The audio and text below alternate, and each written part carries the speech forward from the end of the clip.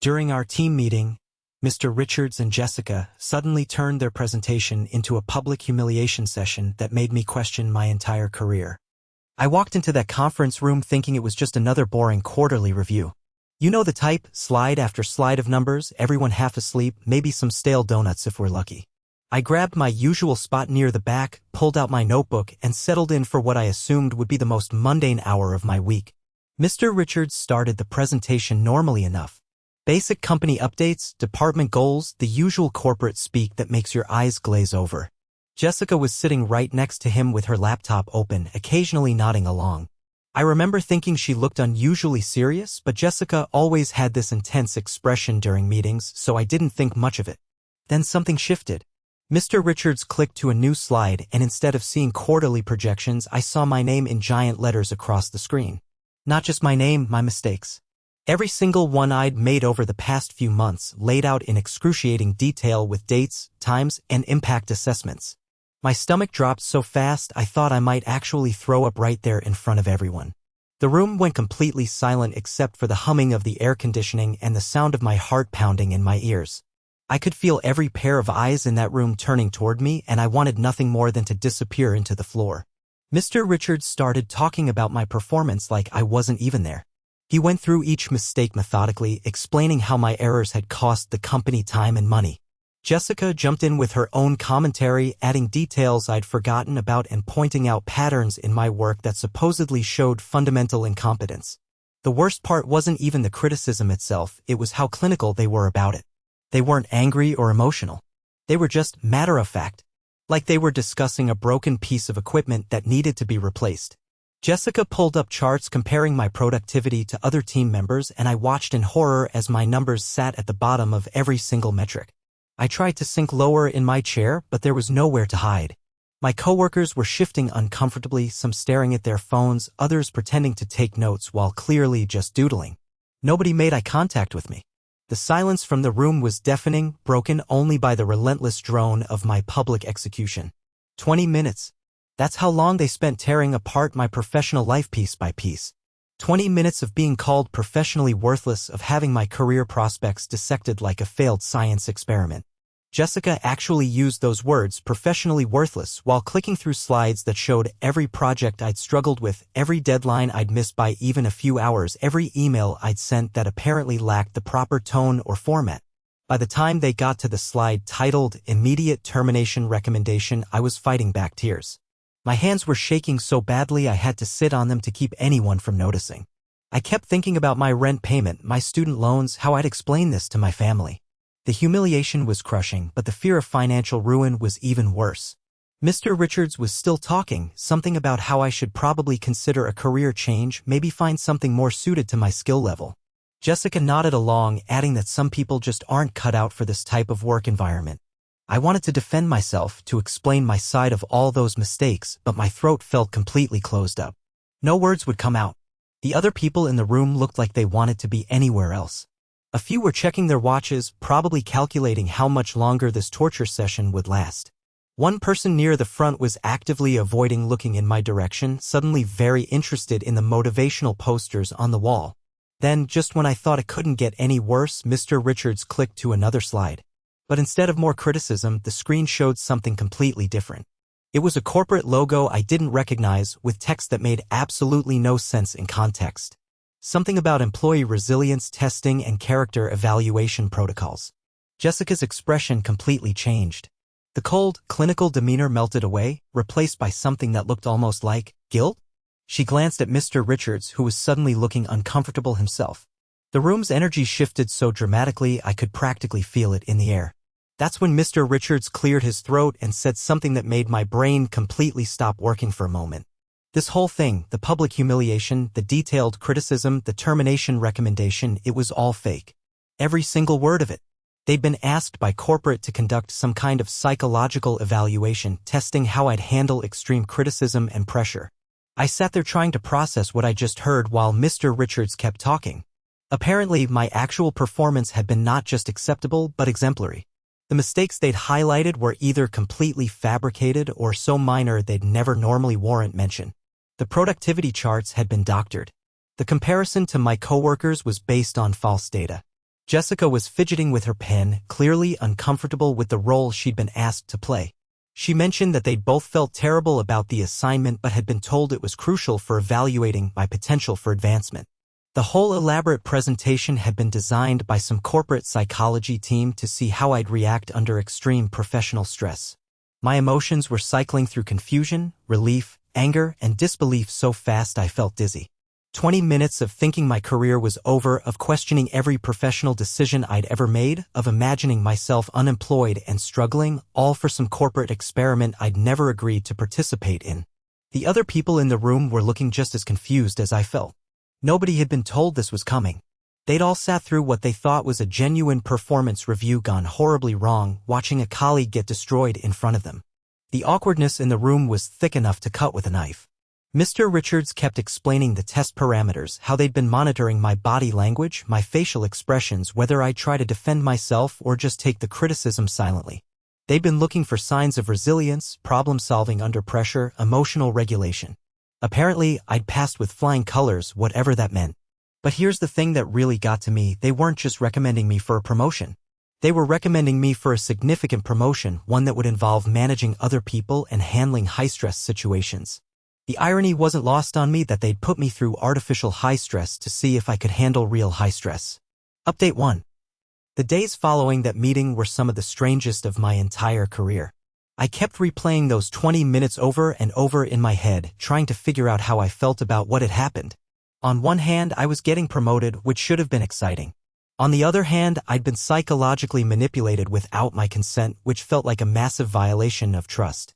My coworkers didn't know how to act around me. Some avoided me entirely, probably worried they might be next for some corporate psychological experiment. Others came up to me with this weird mixture of congratulations and sympathy, like they weren't sure whether to celebrate my promotion or console me for what I'd been put through.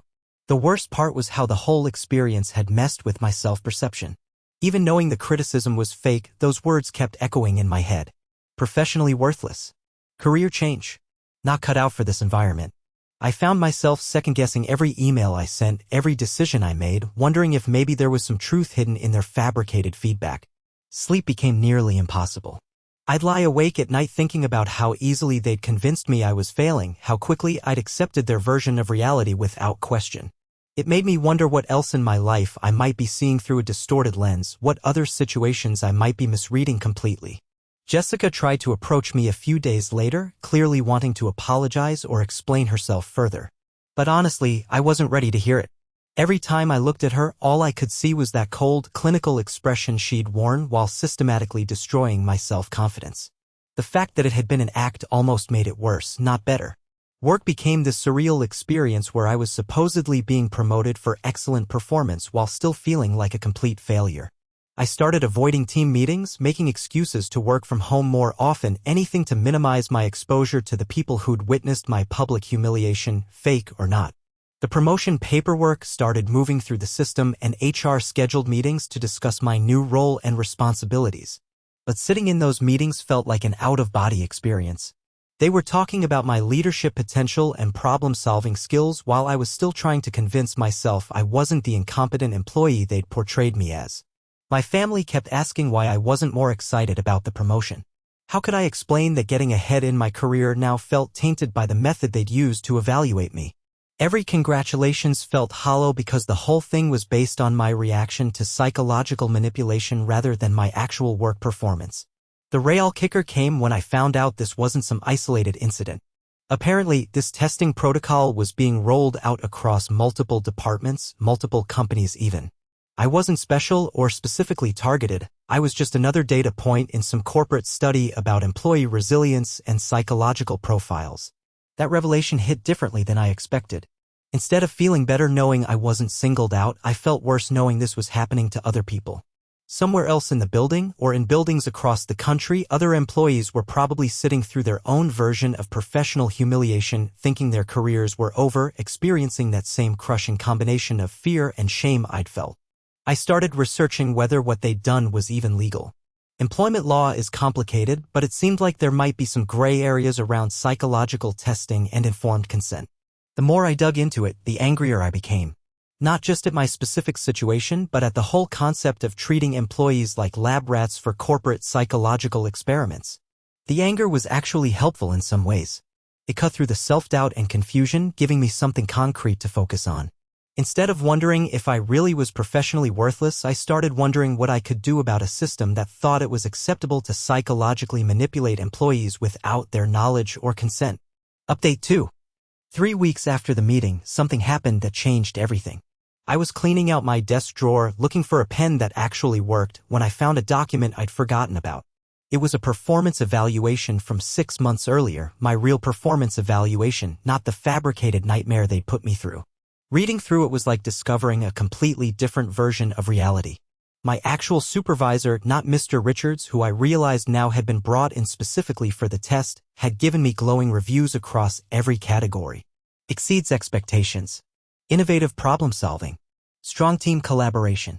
Recommended for advancement track. The disconnect was so jarring it made me physically nauseous.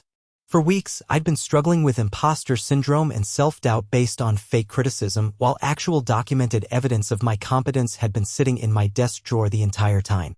It was like discovering you'd been grieving someone who wasn't actually dead, except the someone was my own professional identity.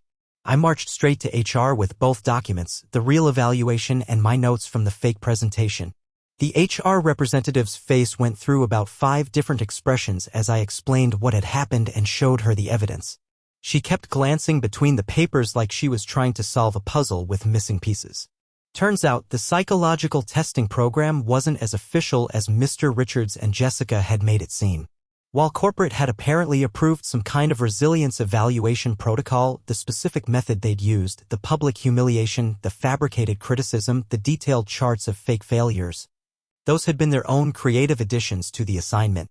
The HR representative used a lot of corporate speak to explain it, but the basic message was clear: they'd gone way beyond what they were supposed to do, and nobody higher up had authorized the psychological warfare approach they'd chosen. What was supposed to be a simple stress response evaluation had turned into something closer to workplace bullying disguised as corporate policy. Jessica requested a meeting with me the next day. She looked terrible, like she hadn't been sleeping well, either. Without the composed, clinical demeanor she'd worn during the presentation, she seemed smaller somehow, more human. She explained that she'd been having nightmares about the whole thing, worried about the psychological impact their test might have had on me. According to her, the original assignment had been much more subtle. They were supposed to create a mildly stressful situation and observe my response, maybe ask some challenging questions about my work or present a difficult hypothetical scenario. But Mr. Richards had convinced her that they needed to go bigger, create a more dramatic test to get meaningful results. She'd gone along with it because she trusted his experience and didn't want to seem like she couldn't handle the assignment. But watching my face during that presentation, seeing how devastated I looked, had been haunting her ever since. She kept apologizing, saying she'd never intended for it to become such a cruel experience. I found myself in the weird position of almost feeling sorry for her. She'd been manipulated too, in a way, convinced to participate in something that went against her better instincts. Mr. Richards had positioned himself as the experienced authority figure, and she deferred to his judgment even when it felt wrong. The conversation with Jessica helped me understand something important about the whole situation. It wasn't just about corporate psychological testing or employee evaluation protocols. It was about how easy it is for people to do harmful things when they're operating within what they believe is official sanction, even when their gut tells them it's wrong. But the real plot twist came a few days later. I was working late, trying to catch up on some projects I'd been neglecting while dealing with all the psychological aftermath of the test, when I overheard a conversation in the hallway outside my office. Mr. Richards was talking to someone on the phone, and his tone was completely different from the professional demeanor I was used to. He was bragging about the psychological test, describing it like it was some kind of brilliant innovation he'd developed. He kept using words like groundbreaking and revolutionary, talking about how his enhanced methodology was going to change employee evaluation across the industry. He mentioned submitting a paper about it to some corporate psychology journal, positioning himself as a thought leader in workplace stress testing. It hit me like a physical blow. The whole thing hadn't been about evaluating my resilience or potential for promotion. It had been about Mr. Richards building his reputation as an innovative corporate psychologist, using me as an unwilling test subject for his personal research project. My emotional trauma had been material for his academic ambitions. The promotion, the glowing feedback about my resilience, even the apology about the testing going too far, it was all part of covering up the fact that he'd used his position to conduct unauthorized psychological experiments on employees.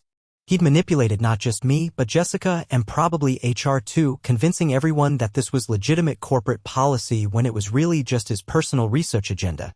That's when I realized I had a choice to make. I could accept the promotion, try to move past the whole experience, and let Mr. Richards continue using other employees as unwilling subjects for his psychological experiments. Or I could do something about it, even if it meant potentially sacrificing my own career advancement. The decision was easier than I expected. I couldn't live with myself knowing that other people might go through what I'd experienced, just so Mr. Richards could publish papers and build his reputation as an innovative corporate researcher. The promotion suddenly felt less like recognition of my abilities and more like hush money to keep me quiet about his unauthorized experiments. Final update. I spent the weekend putting together a comprehensive document outlining everything that had happened.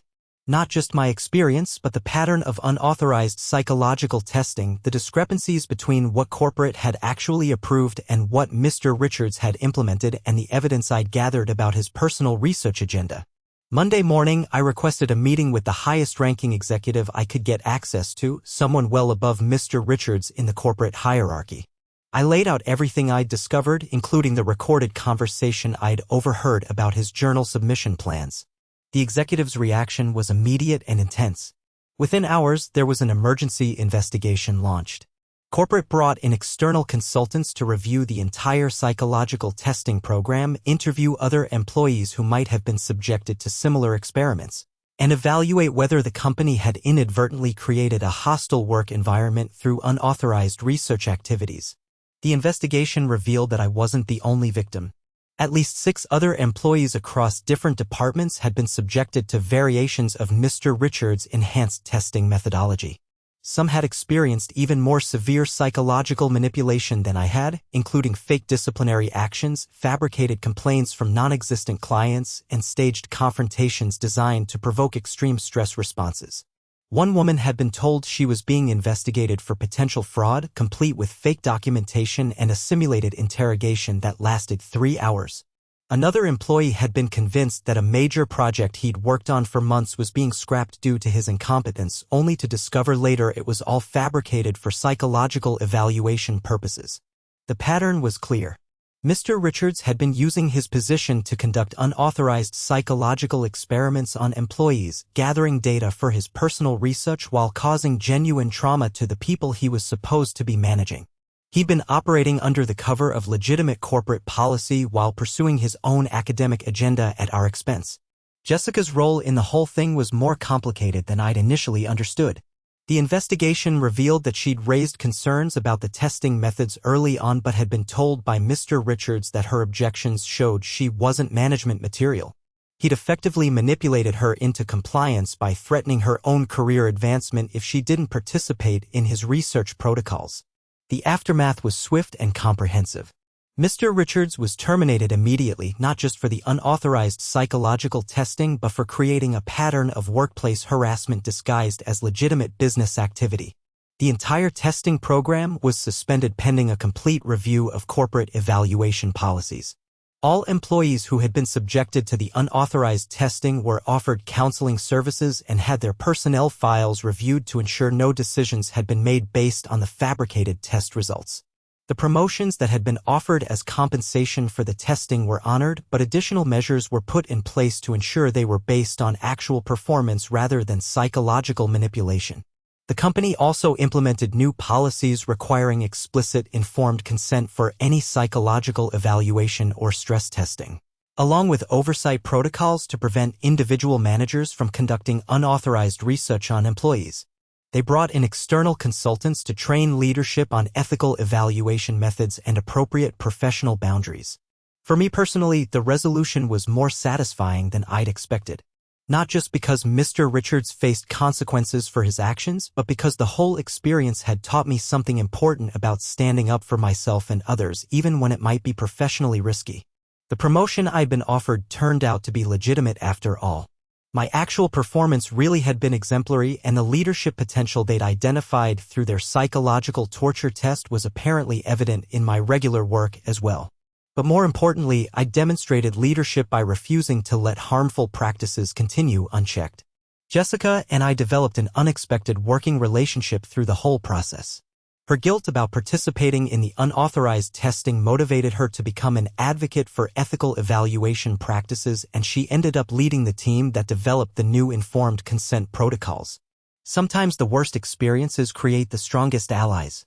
The strangest part of the whole saga was how it changed my relationship with workplace authority. I'd always been someone who deferred to management, assumed they knew what they were doing, trusted that corporate policies were legitimate and necessary. The experience taught me that blind trust in authority can be dangerous, both for yourself and for other people who might be affected by corrupt or harmful practices. My confidence at work actually improved after everything was resolved. Instead of constantly second-guessing myself based on fabricated criticism, I learned to trust my own judgment and speak up when something didn't seem right. The psychological manipulation that was supposed to test my resilience ended up genuinely building it, just not in the way Mr. Richards had intended. 6 months later, I was settled into my new role and genuinely enjoying the increased responsibilities and challenges. But more importantly, I knew that no other employees would have to endure what I'd experienced. The policies we'd put in place were being adopted by other companies as well, creating industry-wide changes in how psychological evaluation and employee testing were conducted. Looking back, that 20-minute presentation was one of the most traumatic professional experiences of my life, but it also ended up being one of the most transformative. It taught me that sometimes the worst situations can lead to the most important changes, both personally and systemically. You just have to be willing to fight for what's right, even when it would be easier to accept the compensation and stay quiet.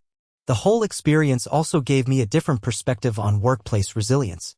Real resilience isn't just about enduring psychological manipulation or accepting unfair treatment. Sometimes it's about recognizing when something is wrong and having the courage to challenge it, even if you're not sure what the consequences might be. That kind of resilience benefits everyone, not just yourself.